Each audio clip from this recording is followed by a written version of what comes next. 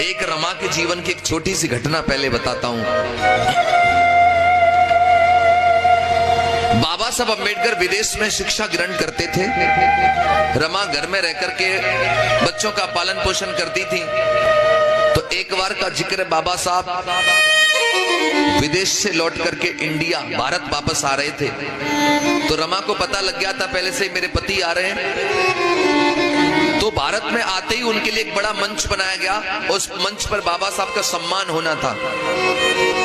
तो उनकी पत्नी सोच रही है आज मेरे पति आ रहे हैं तो घर के सारे काम जल्दी से निपटा लूं, खत्म कर लूं। आज मैं भी अपने पति को देखने जाऊंगी, अपनी आंखों से उनका सम्मान देखूंगी।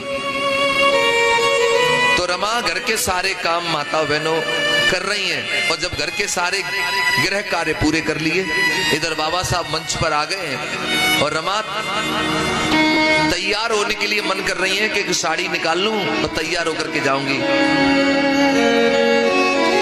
तो रमा ने जैसे बक्सा खोला, साड़ी निकाली और ऐसे करके जब साड़ी खोली तो साड़ी में जगह जगह छेद हो रहे थे। रमा की आंखों में साड़ी को देख करके आंसू आ गए। रमा सोचने लगी मेरे पति का मंच पे सम्मान होगा और ये फटी हुई साड़ी में पहन के जाऊंगी तो मेरे पति की बेइज्जती ना होगी। लेकिन मेरे पास तो एक अच्छी साड़ी नहीं है पहनने के लिए, अब मैं क्या पहन के जाऊं? और मुझे पति का सम्मान देखना ही है। तब रमा को याद आया कि साहू जी महाराज ने एक बार मेरे पति को सर पे वो फेंटा बोलते हैं पगड़ी, वो बांधी थी। अगर साड़ी नहीं है तो क्या मैं उसी को साड़ी की तरह पहन करके चली जाऊंगी? तो रमा ने वही फेंटा निकाला, वो पगड़ी निकाली और साड़ी की तरह उसको लपेट लिया माताओं बहनों। और लपेटने के बाद वो बाबा साहब अम्बेडकर का अपने पति का सम्मान देखने के लिए गई। मंच बना था, काफी भीड़ थी। तो पत्नी कोई होगी तो पहली लाइन में ही तो बैठेगी, लेकिन रमा पहली लाइन में नहीं बैठी, पीछे भी नहीं बैठी रमा।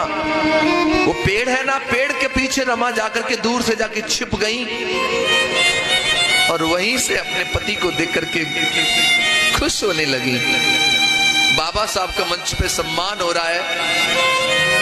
बाबा साहब जब मंच पे अपना भाषण दे रहे हैं तो बाबा साहब की आंखों ने अपनी पत्नी रमा को देख लिया। जब रमा को देख लिया तो बाबा साहब मंच से नीचे उतर के गए, जाकर के पास में पहुंचे तो देखा ऊपर से नीचे रमा के तन पे तो एक साड़ी नहीं है।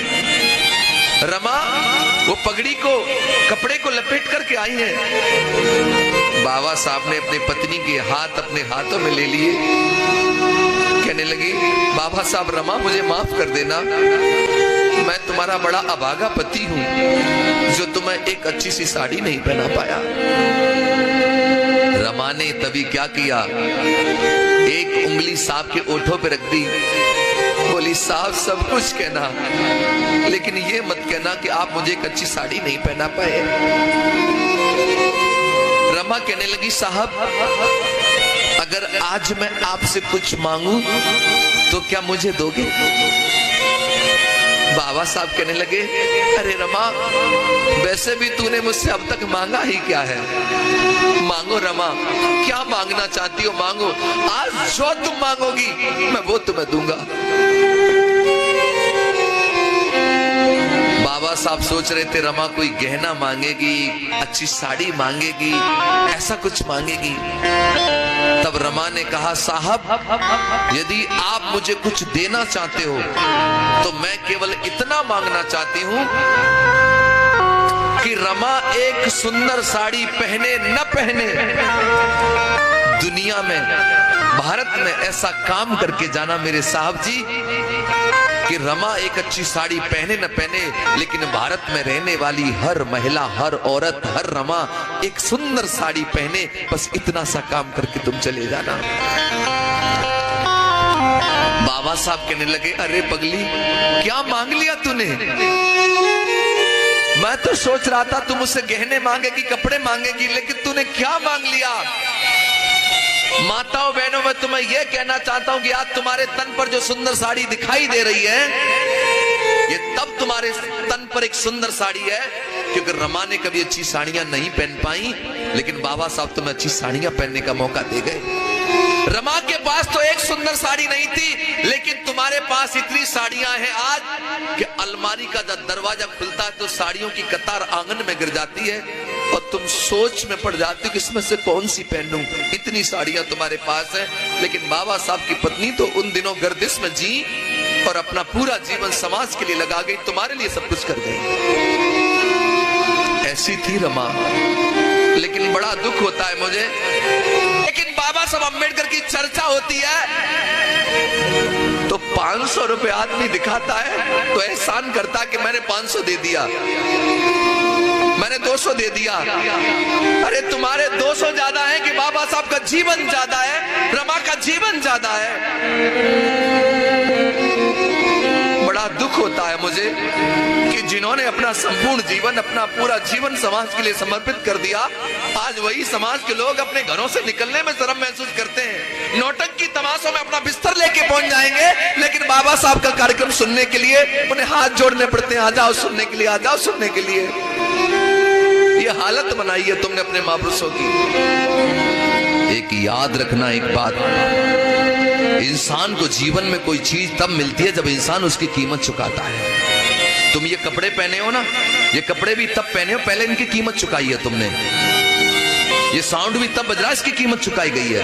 ये टेंट तब लगा, इसकी कीमत चुकाई गई है। ये घड़ी भी तब हाथ में है क्योंकि पहले इसकी कीमत दे दी है मैंने। ये कैमरा भी तब लगा, इसकी कीमत चुकाई गई है। ये बाजा भी तब बजता कि पहले इसकी कीमत चुकाई है। यानी पहले कीमत तो चीज बाद में मिलती है। मैं पूछना चाहता हूं, एक चीज तुम्हें मिली, तुम भूखे मरते थे, खाने को भोजन नहीं होता तो मरा हुआ मांस भी खा जाते थे पेट भरने के लिए, लेकिन आज ताजा बढ़िया भोजन करते हो। मैं पूछना चाहता हूं, इस ताजे भोजन की कीमत तुमने चुकाई क्या? पानी के लिए तुम तरस जाते थे, पीने को पानी नहीं मिलता था, लेकिन आज बिसलरी का पानी पीते हो, क्या इसकी कीमत तुमने चुकाई? मान सम्मान तुम्हारी जिंदगी में नहीं था, कमर में झाड़ू, गले में हांडी होती थी, लेकिन आज गले में मालाएं पड़ती है, सम्मान होता है, क्या इसकी कीमत तुमने चुकाई? मैं पूछना चाहता हूं, आप लोगों को गाड़ियों में बैठने का कोई अधिकार नहीं था? बाबा साहब जब एक बार अपने गोरे गांव जा रहे थे तो रात हो गई थी, बैलगाड़ी वाले ने बिठा लिया, सूट बूट देख करके रास्ते में जात पूछ ली, कौन जाति के हो? बाबा साहब ने कहा माहर जाति का हूं। रास्ते में गाड़ी रोक करके बाबा साहब का सामान नीचे फेंक दिया, उतर नीचे। मैंने तो कोट पैंट में समझ लिया था कसाद अच्छे घर का होगा, तू तो नीच जाति का है। बाबा साहब ने कहा अंधेरा हो गया, मैं कहां जाऊंगा, मुझे ले चलो। तो बैलगाड़ी वाले ने कहा कि नवाबों की तरह बैठूंगा मैं, गाड़ी तू हांकेगा, डबल किराया लूंगा। बैलगाड़ी से भी उतार दिया था, लेकिन आज तुम ट्रेन तो छोड़ो, हवाई जहाज की भी यात्रा कर सकते हो। क्या तुम्हें कोई धक्के मारता अब? तो मुझे बताओ, इन हवाई जहाज में भी यात्रा करने का अधिकार तुम्हें किसने दिया? इसकी कीमत तुमने चुकाई क्या? ये मान सम्मान, धन दौलत, शान शौकत जो तुम्हारे जीवन में आज भरा पड़ा है, इसके लिए तुमने कौन सा बलिदान दिया बताओ? अगर इसकी कीमत किसी ने चुकाई है, कोई खून के आंसू रोया है, तो केवल माता रमाबाई और बाबा साहब अम्बेडकर जी हैं, जिनकी वजह से आज तुम्हारे जीवन में सब कुछ आ गया है।